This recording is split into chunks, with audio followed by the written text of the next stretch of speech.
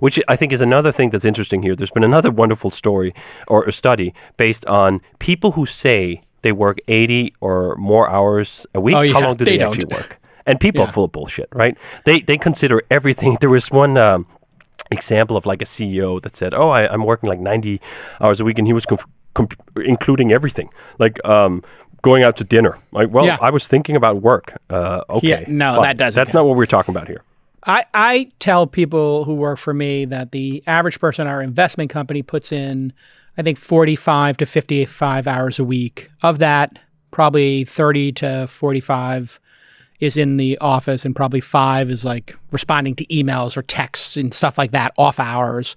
I think a solid 50 and sometimes 60 is like the upper bounds of not burning out. That's where I've come to in my career, is like, yeah, there are times when things are competitive and you have to ratchet things up.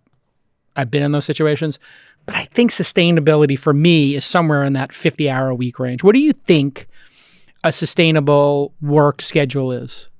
I mean, obviously it varies by person, but let's just say in business, you're in a competitive environment, you want to win. Yeah, I think what's also fascinating about this is that we don't have to sort of just grasp numbers out of personal anecdotes. Yeah. That this kind of stuff has been studied intensely as well. And it's been codified into these social contracts that we're going to have 8 hours for work, 8 hours for play, and 8 hours for sleep. That working a 40-hour work week is actually a really well-designed system. And it wasn't designed out of benevolence. Like, it was Henry Ford constructing the Model T assembly line going, do you know what? If I make my workers work 50 hours a week or 60 hours a week, they just end up making more mistakes, putting parts in the wrong way, and I have to take essentially automobiles that aren't working right back and fix them. And it costs more.